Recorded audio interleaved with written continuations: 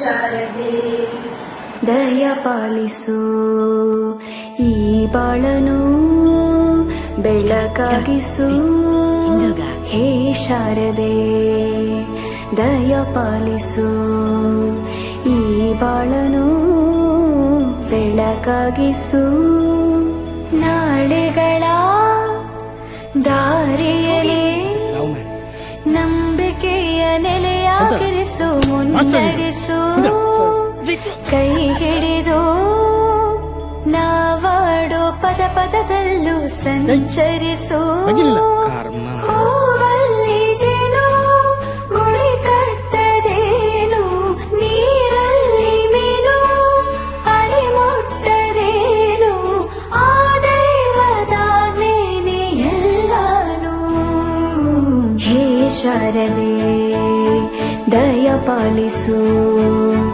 ಈ ಬಾಳನು ಬೆಳಕಾಗಿಸು ಹೇ ಶಾರದೆ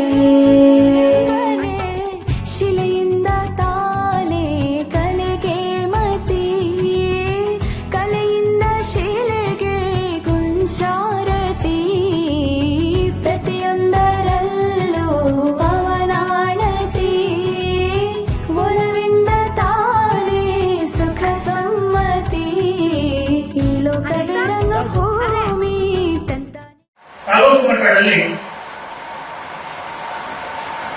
ನಮ್ಮ ಶಾಲೆ ನಮ್ಮ ಜವಾಬ್ದಾರಿ ತರುವಂತಹ ಕಾರ್ಯಕ್ರಮಗಳನ್ನ ಹಮ್ಮಿಕೊಂಡಿದ್ದಾರೆ. ಶಾಲೆಯ ಬಗ್ಗೆ ಪ್ರಚಾರವನ್ನ ಮಾಡಬೇಕು ಅಂತ ಅನ್ನುವಂಥದ್ದು ಸರ್ಕಾರಿ ಶಾಲೆಗಳ ಏಳಿಗೆಗಾಗಿ. ಅಂದ್ರೆ ಸರ್ಕಾರಿ ಶಾಲೆಗಳಿಗೆ ಪ್ರತ್ಯೇಕ ಪ್ರಚಾರ ಬೇಕಾಗಿಲ್ಲ. ನಮ್ಮ ಶಾಲೆಗಳ ಅಂಗಾಂಗಗಳು ಯಾರು ಅಂದರೆ ನಮ್ಮಲ್ಲಿ ಉತ್ತೀರ್ಣರಾಗಿರುವಂತಹ ವಿದ್ಯಾರ್ಥಿಗಳು. ಈ ಶಾಲೆಯನ್ನ ಒಳ್ಳೆ ಶಾಲೆ ಅಂತ ನಾವು ಎಲ್ಲೇ ಹೇಳ್ತೇವೆ ಅಂತ ಹೇಳಿದ್ರೆ ವಿದ್ಯಾರ್ಥಿಗಳು ಚೆನ್ನಾಗಿ ಅಂಕಗಳನ್ನ ಪಡೆದುಕೊಂಡು ಅತ್ಯುತ್ತಮ ಅಂಕಗಳನ್ನ ಗಳಿಸ್ತಾ ಇರುವಂತಹ ಶಾಲೆಗಳು ಉತ್ತಮ ಶಾಲೆ ಅಂತ ನಾವು ಸಾಧಾರಣವಾಗಿ ಗುರುತಿಸುತ್ತೇವೆ. ಆ ಶಾಲೆಗೆ ಹೋದ್ರೆ ಖಂಡಿತವಾಗಿ ನಮ್ಮ ಮಕ್ಕಳು ಒಳ್ಳೆ ಅಂಕಗಳಿಂದ ಒಳ್ಳೆ ನಡತೆಗಳಿಂದ ಮುಂದೆ ಬರ್ತಾರೆ ಅಂತ. 2024-25ನೇ ಶೈಕ್ಷಣಿಕ ಸಾಲಿನಲ್ಲಿ ಸರ್ಕಾರಿ ಶಾಲೆಗಳಲ್ಲಿ ಗುಣಮಟ್ಟದ ಶಿಕ್ಷಣದಲ್ಲಿ ಅತಿ ಹೆಚ್ಚು ಅಂಕಗಳನ್ನು ಪಡೆದಿರುವಂತಹ ಶಾಲೆ ಸರ್ಕಾರಿ ಪ್ರೌಢಶಾಲೆ ಕ್ರಾಂತಿನಗರ. ನಾವು ಕೂಡ ಪ್ರತಿ ವರ್ಷ 100% ಫಲಿತಾಂಶವನ್ನ ಪಡಿಬೇಕು ಅನ್ನೋದೇ ನಮ್ಮ ಹರಸಾಹಸ.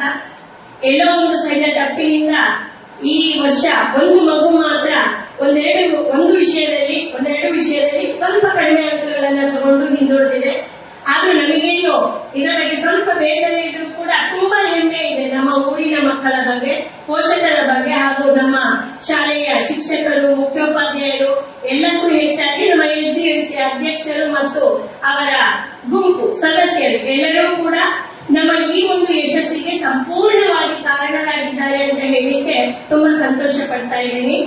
ಆ ಒಂದು ಶಾಲೆ ಇನ್ನೂ ಕೂಡ ನಿಮ್ಮ ಸಹಕಾರದಿಂದ, ಪ್ರೋತ್ಸಾಹದಿಂದ ಈ ವರ್ಷವೂ ಕೂಡ 100% ಫಲಿತಾಂಶವನ್ನು ಗಳಿಸಿ ಇದುವರೆಗೆ ಮಾಡಿದ ಸಾಧನೆಗಳನ್ನೆಲ್ಲ ಸರಿಗಟ್ಟಿ ಮುಂದೆ ನುಗ್ಗಬೇಕು, ಒಂದು ಹೊಸ ಇತಿಹಾಸವನ್ನ ಸೃಷ್ಟಿ ಮಾಡಬೇಕು ಅನ್ನೋದು ಈ ನಮ್ಮ ಮಕ್ಕಳ ಮುಂದೆ ಇರುವಂತಹ ಸವಾಲು. ಆ ಸವಾಲಿಗೆ ಶಾಲೆಯಲ್ಲಿ ಏನೆಲ್ಲ ತಯಾರಿಗಳನ್ನ ಮಾಡಬೇಕು, ನಿಮ್ಮೊಟ್ಟಿಗೆ ನಾವೆಲ್ಲ ಏಕೆ ಸಹಕಾರ ನೀಡ್ತೀವಿ ಅನ್ನೋದ್ರ ಬಗ್ಗೆ ನಮ್ಮ ಶಾಲೆಯ ಹಿರಿಯ ಶಿಕ್ಷಕರಾದಂತಹ ಶ್ರೀಮತಿ ಧನಲಕ್ಷ್ಮಿ ಮೇಡಮ್ ಅವರು ಒಂದೆರಡು ಮಾತುಗಳನ್ನ ಹೇಳಲಿಕ್ಕೆ ವೇದಿಕೆಗೆ ಬರ್ತಾ ಇದ್ದಾರೆ. ಹೆಮ್ಮೆಯ ವಿಷಯವನ್ನ ಹೇಳಿದೆವು. ಅದೇನೆಂದರೆ SSLC ಪರೀಕ್ಷೆ ಇದೆ. ಸರ್ಕಾರಿ ಶಾಲೆಗಳಲ್ಲಿ ಅತ್ಯುನ್ನತ ಮಾರ್ಕ್ ತೆಗೆದು ಫಸ್ಟ್ ಬಂದದ್ದು ನಮ್ಮ ಶಾಲೆಯ ಹುಡುಗಿ ಟಿ ಪೂಜಾ 613 ಅಂಕಗಳು. ಹಾಗೆಯೇ GQPI ಅಂದ್ರೆ ಗುಣಾತ್ಮಕ ಸೂಚ್ಯಂಕ, ಅದರಲ್ಲಿ ಕೂಡ 88% ಅನ್ನು ನಾವು ತೆಗೆದಿದ್ದೇವೆ. ಸರ್ಕಾರಿ ಶಾಲೆಗಳಲ್ಲಿ ನಾವೇ ಪ್ರಥಮ. ಈಗ ಇಷ್ಟು ಹೇಳ್ತಾ ಹೆಮ್ಮೆ ಅನಿಸ್ತದೆ. ಆದ್ರೆ ಇದನ್ನ ಇನ್ನು ಮುಂದೆ ಉಳಿಸಿಕೊಳ್ಳುವ ಜವಾಬ್ದಾರಿ ನಮ್ಮಲ್ಲಿದೆ. ಯಾಕೆಂದ್ರೆ ಈ ವರ್ಷ ಬಂತು, ಬರೋ ವರ್ಷ ಹೋಗ್ಲಿಕ್ಕೆ ಆಗ್ಲಿಲ್ಲ. ಯಾಕೆ ಅಂತ ಒಂದು ಕೈಯಿಂದ ಚಪ್ಪಾಳೆ ತಟ್ಟಲಿಕ್ಕೆ ಆಗೋದೇ ಇಲ್ಲ, ಎರಡು ಕೈ ಇದ್ರೆ ಮಾತ್ರ ಸಾಧ್ಯ. ಯಾಕೆ ಹೇಳ್ತಾ ಇದ್ದೇನೆ ಅಂದ್ರೆ ಕೇವಲ ಟೀಚರ್ಸ್ ಇಂದ ಈ ಕೆಲಸ ಸಾಧ್ಯ ಅಲ್ಲ. ಹಾಗಾಗಿ ಇಂಥವರು ನಮ್ಮ ಮುಖ್ಯ ಶಿಕ್ಷಕರು. ನಮ್ಗೆ ಏನೆಲ್ಲ ಬೇಕು ವ್ಯವಸ್ಥೆಗಳು ಅದನ್ನೆಲ್ಲ ಮಾಡಿ ಕೊಡ್ತಾ ಇದ್ರು. ಹಾಗೆ ಶಾಲೆಯ ಅಭಿವೃದ್ಧಿಗೆ ಸಹಕಾರ ನೀಡಿದವರು ನಮ್ಮ SDMC ಅಧ್ಯಕ್ಷರು ಮತ್ತು ಅವರ ತಂಡ. ಯಾವುದೇ ಒಂದು ಸಮಾರಂಭ ಇರಲಿ, ಈಗ ಆಗಬೇಕು ಅಂತ ಹೇಳಿದ ಕೂಡಲೇ ನಮಗೆ ಕೂಡಲೇ ಸಹಕಾರವನ್ನು ಕೊಟ್ಟವರು ನಮ್ಮ SDMC ಅಧ್ಯಕ್ಷರು ಮತ್ತು ಅವರ ತಂಡ. ಹಾಗೆಯೇ ಪೋಷಕರು, ಇಲ್ಲಿ ಪೋಷಕರ ಪಾತ್ರ ಕೂಡ ಬಹಳ ಮುಖ್ಯ. ಯಾಕೆ ಹೇಳ್ತಾ ಇದ್ದೇನೆ ಅಂದ್ರೆ, ನಮಗೆ SLCಯಲ್ಲಿ ಉತ್ತಮ ಅಂಕ ಗಳಿಸಬೇಕು, ಜೊತೆಗೆ 8 ಮತ್ತು 9ನೇ ಕ್ಲಾಸಿನ ಮಕ್ಕಳು ಕೂಡ ಶಿಸ್ತಿನಿಂದ ಇರಬೇಕು. ನಮ್ಮ ಮಕ್ಕಳು ಉತ್ತಮ ಗುಣನಡತೆ ಉಳ್ಳವರು ಆಗಿರ್ಬೇಕು ಅಂತೇಳಿ ಆಸೆ. 8, 9 ಮಾತ್ರ ಅಲ್ಲ, 3 ಕ್ಲಾಸಿನ ಮಕ್ಕಳು ಕೂಡ. ಹಾಗಿರುವಾಗ ನಾವಿಲ್ಲಿ ಕೆಲವು ಶಿಸ್ತನ್ನ ಪಾಲಿಸಬೇಕಾಗ್ತದೆ. ಮೊದಲನೇದಾಗಿ ಮಕ್ಕಳು ದಿನ ಶಾಲೆಗೆ ಬರಬೇಕು. ಮಕ್ಕಳಿಗೆ ಕೆಲವೊಮ್ಮೆ ಜೋರು ಮಳೆ ಬಂದಾಗ ಅಥವಾ ಚಳಿ ಆದಾಗ ಮನೆಯಲ್ಲಿ ಕೂತ್ಕೊಳ್ಳುವಂತ ಅನಿಸ್ತದೆ. ಹಾಗಿರುವಾಗ ಪೋಷಕರು ಸ್ವಲ್ಪ ಅವರಲ್ಲಿ ಒತ್ತಾಯ ಮಾಡಿ ಶಾಲೆಗೆ ಕಳಿಸಬೇಕಾಗ್ತದೆ. ಮತ್ತೆ ಕರೆಕ್ಟ್ ಟೈಮಿಗೆ ಕಳಿಸಬೇಕು. ಬೆಳಗ್ಗೆ 8:45 ಇಲ್ಲಿಗೆ ಕಳಿಸಿದ್ರೆ ಸಾಕು. ಅದಕ್ಕಿಂತ ಮೊದಲು ಬಂದು, ಈಗ ಮಳೆಗಾಲದಲ್ಲಿ ಈ ಮಕ್ಕಳು ಏನ್ ಮಾಡ್ತಾರೆ, ಟೀಚರ್ಸ್ ಇಲ್ಲ ಹೇಳುವಾಗ ಆಡ್ಲಿಕ್ಕೆ ಸ್ಟಾರ್ಟ್ ಮಾಡ್ತಾರೆ. ಅಂಗಳದಲ್ಲಿ ಜಾರ್ತದೆ, ಜಾರಿ ಕೈ ಕಾಲು ಏನಾದ್ರು ತೊಂದರೆ ಆದ್ರೆ ತುಂಬಾ ಸಮಸ್ಯೆ ಆಗ್ತದೆ. ಹಾಗಾಗಿ 8:30ಕ್ಕೆ ಮಕ್ಕಳನ್ನ ದಿನ ಕಳಿಸುವಂತದ್ದು, ಯಾವತ್ತೂ ಗೈರು ಹಾಜರಾಗದೇ ಇರುವ ಹಾಗೆ ನೋಡಿಕೊಳ್ಳುವುದು. ಹಾಗೆ ಮಕ್ಕಳ ಸ್ವಚ್ಛತೆಯ ಬಗ್ಗೆ ಪೋಷಕರು ಸ್ವಲ್ಪ ಗಮನಿಸಿ. ಯೂನಿಫಾರ್ಮ್ಗಳು ನೀಟ್ ಆಗಿರ್ಬೇಕು, ಕ್ಲೀನ್ ಆಗಿರ್ಬೇಕು. ಹಾಗೆ ತಲೆ ಕೂದಲು ಹುಡುಗಿಯರಾಗ್ಲಿ ಹುಡುಗರಾಗ್ಲಿ, ಶಾಲೆ ಅಂದ ಮೇಲೆ ಅದಕ್ಕೊಂದು ರೀತಿ ನೀತಿಗಳು ಇವೆ. ಹಾಗಾಗಿ ಅದೇ ರೀತಿ ತಲೆ ಕೂದಲನ್ನ ಬಾಚಬೇಕು. ಹುಡುಗಿಯರು 2 ಜಡೆ ಮೇಲೆ ಕಟ್ಟಬೇಕಾಗ್ತದೆ, ಹುಡುಗರು ಹಾಗೆ ಬಾಯ್ ಕಟ್ಟ. ಆದ್ರೆ ಈಗಿನ ಯಾವುದೇ ಸ್ಟೈಲ್ಗಳು ಬೇಡ. ನೀವು ನೋಡ್ತಾ ಇರ್ಬೋದು, ಎಲ್ಲ ಮಕ್ಕಳು ಅದೇ ರೀತಿಯಲ್ಲಿ ಇದ್ದಾರೆ. ಕೊನೆಗೆ ಕೆಲವರು ಮದುವೆ ಮುಂಜಿಗಳೆಲ್ಲ ಇದ್ದಾಗ ನಮ್ಮ ಮನೆಯದೇ ಫಂಕ್ಷನ್ ಹಾಗೆ ಮಾಡಿಸ್ಬೇಕಾಯ್ತು ಅಂತ ಹೇಳ್ತಾರೆ. ಖಂಡಿತ ಬೇಡ, ಪೋಷಕರು ನೀವು ಹೇಳಿ ಹಾಗಂತೇಳಿ. ಆಮೇಲೆ ಮಕ್ಕಳು ಶಾಲೆಗೆ ಗೈರು ತೀರಾ ಅನಿವಾರ್ಯ ಆದಾಗ, ಅವರಿಗೆ ಏನಾದ್ರು ಅನಾರೋಗ್ಯ ಆದಾಗ ಗೈರು ಹಾಜರಾಗುವುದು ಸಹಜ. ಆಗ ಒಂದು ಫೋನ್ ಮಾಡಿದ್ರೆ ಸಾಕು ನಮಗೆ, ಕ್ಲಾಸ್ ಟೀಚರ್ಗೆ ಅಥವಾ ಆ ಟೀಚರಿಗೆ ಫೋನ್ ಸಿಗ್ಲಿಲ್ಲ ಅಥವಾ ಅವ್ರು ತೆಗಿಲಿಲ್ಲ ಅಂತಾದ್ರೆ ಗ್ರೂಪ್ ಅಲ್ಲಿ ಬೇರೆ ನಂಬರ್ ಕೂಡ ಇರ್ತದೆ. ಅವರಿಗೆ ಒಬ್ಬರಿಗೆ ತಿಳಿಸಿದ್ರೆ ಸಾಕು, ಹೀಗೆ ನನ್ನ ಮಗುವಿಗೆ ಹುಷಾರಿಲ್ಲ, ಇವತ್ತು ಶಾಲೆಗೆ ಬರ್ತಾ ಇಲ್ಲ ಅಂತ. ಯಾಕೆಂದ್ರೆ ಮಕ್ಕಳು ಮನೆಯಿಂದ ಹೊರಟದ್ದು ನಮಗೆ ಗೊತ್ತಾಗುದಿಲ್ಲ, ಶಾಲೆಗೆ ತಲುಪಿದ್ದು ನಿಮಗೆ ಗೊತ್ತಾಗುದಿಲ್ಲ. ಅದಕ್ಕೋಸ್ಕರ ಅವ್ರು ಹೊರಟಿದ್ರೆ ಖಂಡಿತ ಇಲ್ಲಿಗೆ ತಲುಪಿರ್ತಾರೆ. ಅವ್ರು ಹೊರಟಿಲ್ಲ ಅಂತೇಳಿ ನಮ್ಗೆ ಗೊತ್ತಾಗ್ತದೆ. ಮತ್ತೆ ನಾವು ಕ್ಲಾಸ್ ಟೀಚರ್ ಆದವರು ಫೋನ್ ಮಾಡ್ಬೇಕಾಗ್ತದೆ. ಕೆಲವೊಮ್ಮೆ ನೀವು ಕೂಡ ಕೆಲಸದಲ್ಲಿರ್ತೀರಿ, ಆ ಫೋನ್ ಅನ್ನ ಅಟೆಂಡ್ ಮಾಡ್ಲಿಕ್ಕೆ ಆಗುದಿಲ್ಲ. ಹಾಗಾಗಿ ದಯವಿಟ್ಟು ಇನ್ನು ಮುಂದೆ ಮಕ್ಕಳು ಗೈರು ಹಾಜರಾದ್ರೆ ಒಂದು ಫೋನ್ ಅನ್ನ ಮಾಡಿ ಅಥವಾ ಮೆಸೇಜ್ ಹಾಕಿದ್ರು ಕೂಡ ಆಗ್ತದೆ. ಫಂಕ್ಷನ್ ಇದ್ರೆ ಹಿಂದಿನ ಮಕ್ಕಳ ಕೈಗೆ ಹೇಳಿ ಕಳಿಸಿ ಅಥವಾ ನೀವೇ ಒಂದು ಕಾಲ್ ಮಾಡಿ. ಆಮೇಲೆ ಟೆಕ್ಸ್ಟ್ ಬುಕ್, ಯೂನಿಫಾರ್ಮ್ ಎಲ್ಲ ಈಗಾಗಲೇ ಒಂದು ಸೆಟ್ ಯೂನಿಫಾರ್ಮ್ ಅನ್ನು ನಾವು ಕೊಟ್ಟಿದ್ದೇವೆ, ಹೊಲಿಸ್ಕೊಳ್ಬೇಕು. ಹೊಲಿಸುವಾಗಲೂ ಅಷ್ಟೇ ನೋಡಿ ಹೊಲಿಸಿ. ಇಲ್ಲಿ ಪ್ಯಾಂಟ್, ಹುಡುಗರ ಪ್ಯಾಂಟ್ ಲೂಸ್ ಇರ್ಬೇಕು, ಉದ್ದ ಇರ್ಬೇಕು. ಯಾಕಂದ್ರೆ ಬೆಳೆಯುವ ಮಕ್ಕಳು ಬರುವ ವರ್ಷ ಹೇಳುವಾಗ ಅದು ಮುಕ್ಕಾಲು ಭಾಗದಷ್ಟು ಇರ್ತದೆ. ಹಾಗಾಗಿ ಪುನಃ ಹೊಲಿಸಬೇಕಾಗ್ತದೆ. ಹಾಗಾಗಿ ಕರೆಕ್ಟ್ ಆಗಿ ಹೊಲಿಸಿ. ಶರ್ಟ್ ಕೂಡ ಅಷ್ಟೇ ಲೂಸ್ ಆಗಿ ಹೊಲಿಸಿ. ಹುಡುಗಿರಿಗೆ ನೀವು ನೋಡಿರ್ಬೋದು, 8ನೇ ಮತ್ತು 9ನೇ ಹೊಸದು ಬಂದವರು 9 ಮತ್ತು 10ನೇ ಮಕ್ಕಳು ಹುಡುಗಿಯರು ಹಾಕಿದ್ದಾರೆ ಯಾವ ರೀತಿ ಯೂನಿಫಾರ್ಮ್ ಅನ್ನು ಹೊಲಿಸಬೇಕು ಅಂತ. ಅದೇ ರೀತಿಯಾಗಿ ಹೊಲಿಸಿ. 8, 9ನೇ ಹೊಸ ಮಕ್ಕಳಿಗೆ ಸ್ವಲ್ಪ ದಿನ ಟೈಮ್ ಕೊಡ್ತೇವೆ, ಅಷ್ಟರೊಳಗೆ ಅದನ್ನು ಹೊಲಿಸಿದ್ರೆ ಆಯ್ತು. ಒಂದು ನಮ್ಮ ಶಾಲೆಯ ಯೂನಿಫಾರ್ಮ್ ಉಂಟು, ಈಗ ಹಾಕಿದ್ದಾರೆ ಹುಡುಗಿಯರು ಮತ್ತು ಹುಡುಗರು. ಅದು ಪುತ್ತೂರಿಂದ ತಗೊಂಡ್ರಾಯ್ತು, ಹೇಳಿದ್ದೇವೆ ಮೊದಲೇ. ಒಂದು 15 ದಿನ ಟೈಮ್ ಕೊಡ್ತೇವೆ ನಾವು. 15 ದಿನ ಅಂತ 15 ದಿನಕ್ಕೆ ಹಾಕುದಲ್ಲ, ಅದಕ್ಕಿಂತ ಮೊದಲು ಎಷ್ಟು ಬೇಗ ಆಗ್ತದೋ ಅಷ್ಟು ಬೇಗ ಯೂನಿಫಾರ್ಮ್ ಅನ್ನು ಹೊಲಿಸಿ. ಹಾಗೆ ಸರ್ಕಾರದಿಂದ ಕೊಟ್ಟಂತಹ ಯೂನಿಫಾರ್ಮ್ ಕೂಡ ಇದೆ, ಅದನ್ನು ಒಂದು ಜೊತೆ ಕೊಟ್ಟಿದ್ದೇವೆ. ಇನ್ನೊಂದು ಜೊತೆ ಸರಬರಾಜು ಆಗಿದೆ, ಅದನ್ನು ಕೂಡ ಕೊಡ್ತಾ ಇದ್ದೇವೆ. 2 ಜೊತೆ ಯೂನಿಫಾರ್ಮ್ ಗಳನ್ನು ಒಟ್ಟಿಗೆ 3 ಜೊತೆ ಯೂನಿಫಾರ್ಮ್ ಗಳನ್ನ ಹೊಲಿಸಿಕೊಳ್ಳಿ. ಮಳೆಗಾಲದ ಕಾರಣ ತುಂಬಾ ಮಳೆ ಇದ್ದಾಗ ಅದು ಒಣಗುವುದಿಲ್ಲ, ಹಾಗಾಗಿ 3 ಜೊತೆ ಇದ್ರೆ ಒಳ್ಳೆಯದು. ಇನ್ನು ನೆಕ್ಸ್ಟ್ ಇದೇ 15 ದಿನದವರೆಗೆ ನಾವು ಪೋಷಕರ ಸಭೆಯನ್ನು ಕೂಡ ಕರೆದಿದ್ದೇವೆ, ಅಡ್ಮಿಷನ್ ಎಲ್ಲ ಆಗಲಿ ಅಂತೇಳಿ.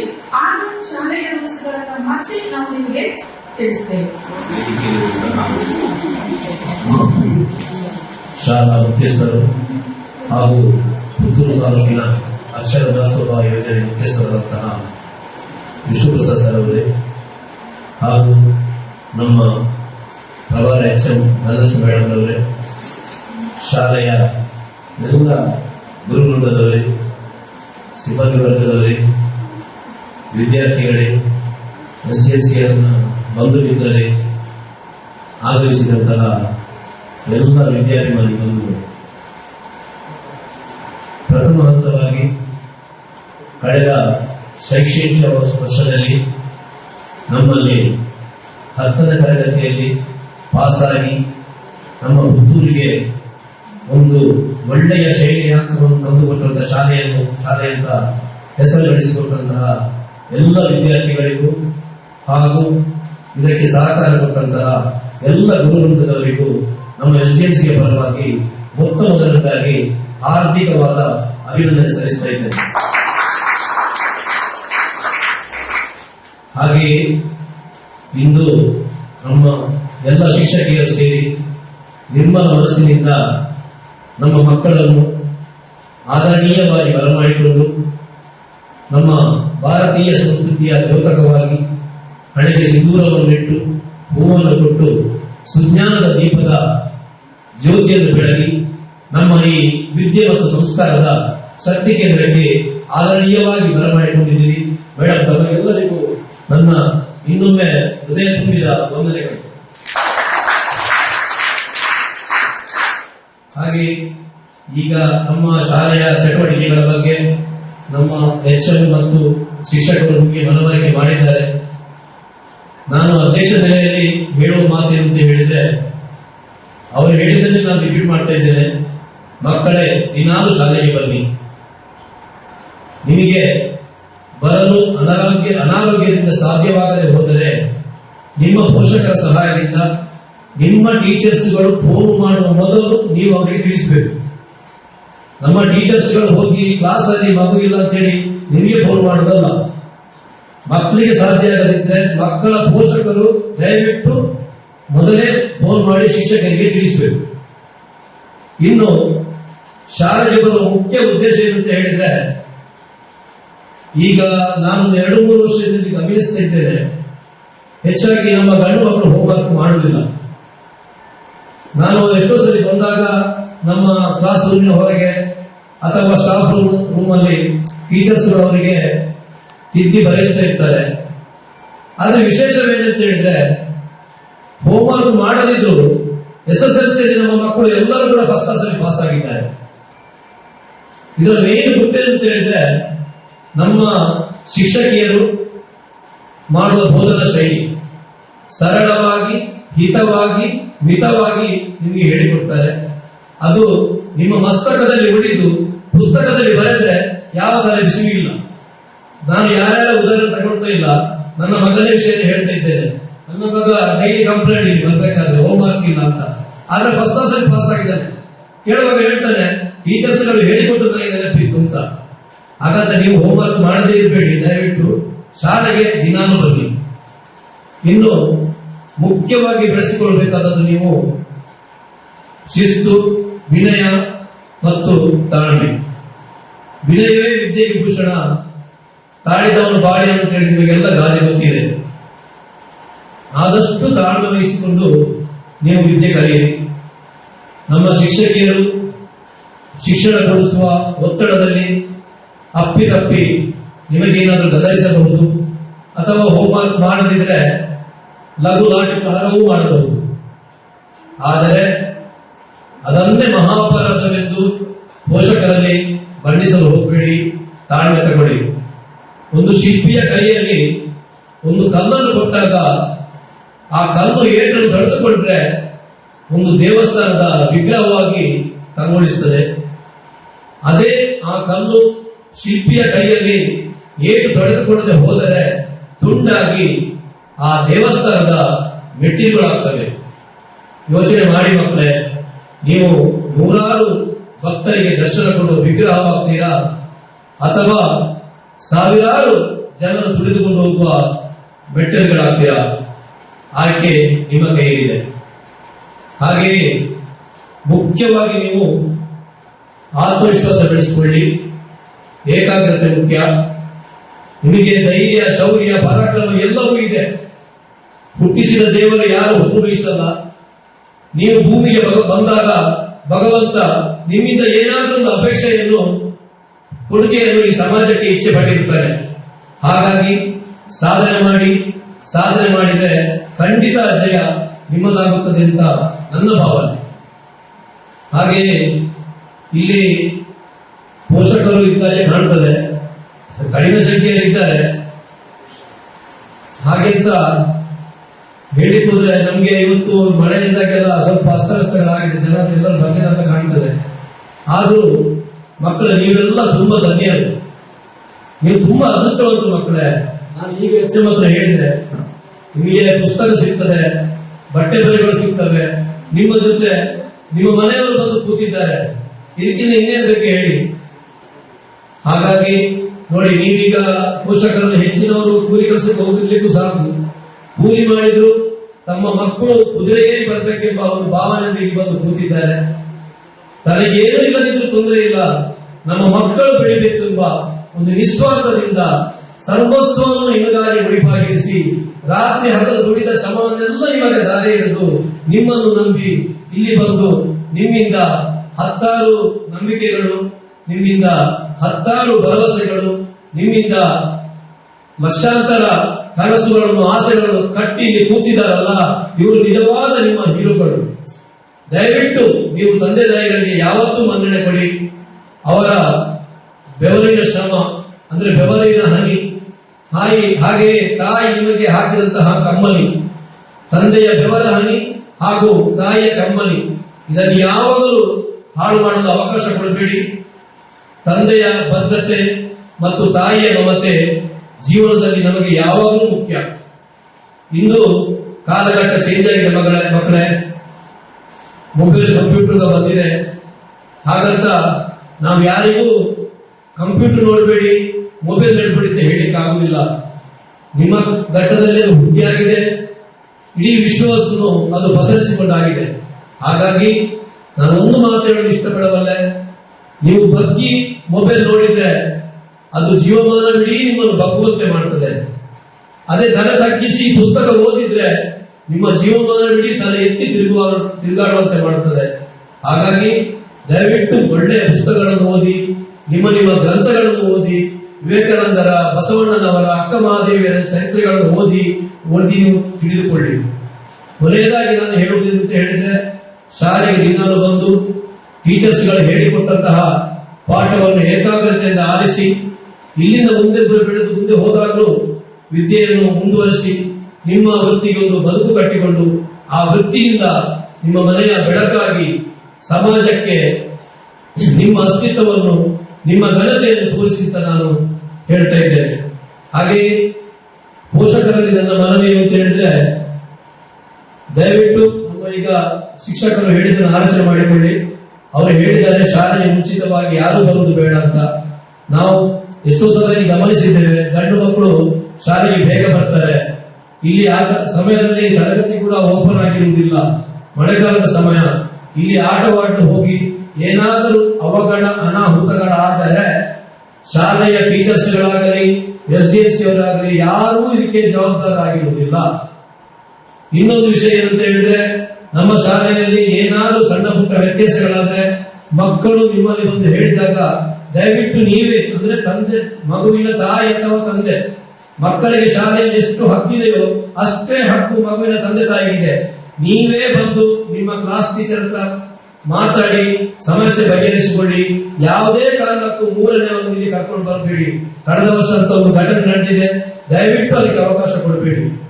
ಇನ್ನು ನಮ್ಮ ಶಾಲೆಯಲ್ಲಿ ನಡೆಯುವಂತಹ ಪ್ರತಿಯೊಂದು ರಾಷ್ಟ್ರೀಯ ಹಬ್ಬಗಳಿಗೂ, ಪ್ರತಿಯೊಂದು ಸಾಂಸ್ಕೃತಿಕ ಚಟುವಟಿಕೆಗಳಿಗೂ ಒಂದು ಮನೆಯಿಂದ ಒಂದು ಮಗುವಿನ ತಾಯಿ ಅಥವಾ ತಂದೆ ತಪ್ಪದೆ ಭಾಗವಹಿಸಬೇಕು. ಇದು ನನ್ನ ಕಳಕಳಿಯ ಮನಂತಿ. ಹಾಗೆಯೇ ಈಗ ನಮ್ಮ ಶಾಲೆಯ ಅಭಿವೃದ್ಧಿ ಕೆಲಸಗಳು ಇನ್ನೂ ತುಂಬಾ ಆಗಬೇಕಾಗಿವೆ. ಶಾಸಕರು ಬಂದ ನಂತರ ನಮಗೆ 3 ಬಾರಿ ಧನಾವಕಾಶ ಕೊಟ್ಟಿದ್ದಾರೆ. ನಮ್ಮಲ್ಲಿ ಇನ್ನೂ ತುಂಬಾ ಮೂಲಭೂತ ಸೌಕರ್ಯಗಳು ಬಾಕಿ ಇವೆ. ನಮ್ಮ HM ಕೂಡ ಅದಕ್ಕೆ ಮುತುವರ್ಜಿ ವಹಿಸಿಕೊಂಡಿದ್ದಾರೆ. ಪ್ರತಿಯೊಂದು ಕೆಲಸವನ್ನು ಮಾಡುವ ನಮಗೆ ಭರವಸೆ ಕೊಟ್ಟಿದ್ದಾರೆ. ಅವರು ಮಾತ್ರವಲ್ಲ, ನೀವೆಲ್ಲರೂ ನಮಗೆ ಸೇರಿ ನನಗೆ ಸಂಬಂಧಪಟ್ಟ ಕ್ಷೇತ್ರ ಶಿಕ್ಷಣಾಧಿಕಾರಿಯು ಅಥವಾ ಶಾಸಕರ ಹತ್ರ ಹೋಗಿ ಮನವಿ ಮಾಡಿ ನಾವೆಲ್ಲದಕ್ಕೂ ಅದಕ್ಕೆ ನಿಮಗೆ ಸಪೋರ್ಟ್ ಕೊಡ್ತೇವೆ. ನೀವು ನಮಗೆ ಜೊತೆಯಾಗಿ ಇರ್ತಿದ್ರೆ ಈ ಶಾಲೆಯನ್ನು ಇನ್ನೂ ಕೂಡ ಅಭಿವೃದ್ಧಿ ಮಾಡಬಹುದು ಅಂತ ಹೇಳಿ ನನ್ನ ಬಯಕೆ. ದಯವಿಟ್ಟು ಶಾಲೆಯ ಕಡೆ ಎಲ್ಲ ಪೋಷಕರು ಆದಷ್ಟು ಗಮನಿಸಿ. ನಮ್ಮ ಟೀಚರ್ಸ್ಗಳಿಗೆ ಇವತ್ತಲ್ಲಿ ನಾಳೆ ಟ್ರಾನ್ಸ್ಫರ್ ಆಗಿ ಬೇರೆ ಶಾಲೆಗೆ ಹೋಗ್ತಾರೆ. ಆದ್ರೆ ನಮಗೆ ಕೋಡಿಪಾಳ್ಯದಲ್ಲಿ ಇರುವುದು ಒಂದು ಹೈಸ್ಕೂಲ್ ಮಾತ್ರ. ಹಾಗಾಗಿ ದಯವಿಟ್ಟು ಎಲ್ಲ ಪೋಷಕರು ಶಾಲೆಯ ಅಭಿವೃದ್ಧಿಗೆ ಗಮನ ಕೊಡಬೇಕು ಅಂತ ಕೇಳ್ತಾ, ಅವಕಾಶಕ್ಕಾಗಿ ವಂದಿಸುತ್ತಾ ಎಲ್ಲರಿಗೂ ನನ್ನ ಶುಭ ಹಾರೈಕೆಗಳು. ಮಾತೃದೇವೋ ಭವ, ಪಿತೃದೇವೋ ಭವ, ಆಚಾರ್ಯ ದೇವೋ ಭವ.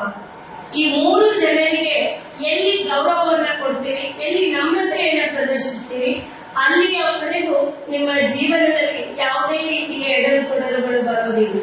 ಹಾಗೆ ಮೊಬೈಲ್ನಿಂದ ಆಗುವ ಹಾನಿ, ಪುಸ್ತಕದಿಂದ ಆಗುವಂತಹ ಒಳಿತು, ಹಾಗೆ ನಿಮ್ಮ ಜವಾಬ್ದಾರಿಗಳನ್ನ ಸರಳ ರೂಪದಲ್ಲಿ ತಿಳಿಸಿದಂತಹ ನಮ್ಮ HDMCಯ ಅಧ್ಯಕ್ಷರಿಗೆ ತುಂಬ ಹೃದಯದ ಧನ್ಯವಾದಗಳು.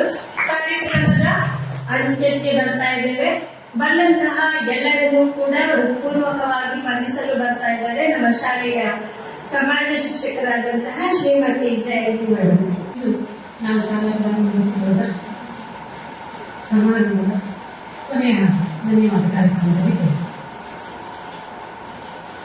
ನಾವು ಮಕ್ಕಳು ದೇವರಿಗೆ ಯಾವಾಗಲೂ ನಮಸ್ತೆ ಅಥವಾ ಮನಸ್ಸಲ್ಲಿ ಯಾವಾಗಲೂ ಸ್ಮರಿಸಬೇಕು. ಯಾಕಂತ ಹೇಳಿದ್ರೆ ನಮಗೆ ಜನ್ಮವನ್ನು ನೀಡಿದ್ದಾರೆ, ಹಾಗಾಗಿ ಆ ದೇವರಿಗೆ ಸ್ಮರಿಸ್ತೇನೆ.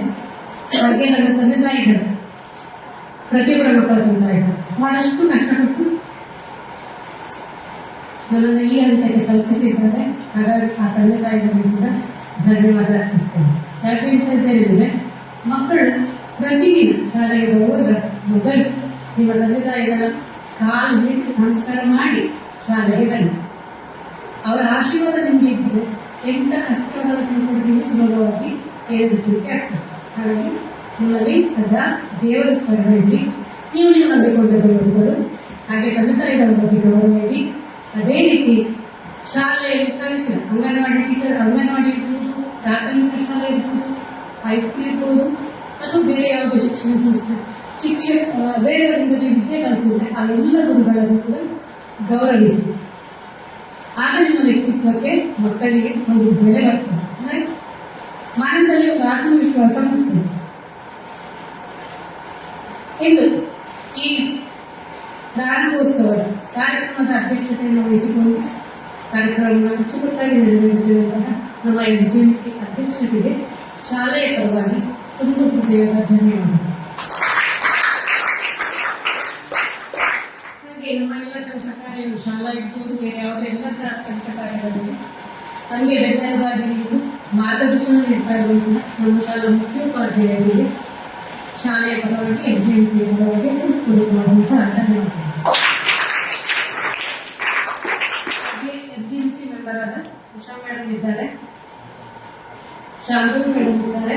ಅವರಿಬ್ಬರಿಗೂ ಕೂಡ ಶಾಲೆಯ ಪರವಾಗಿ ಹೃತ್ಪೂರ್ವಕವಾದಂತಹ ಧನ್ಯವಾದಗಳು.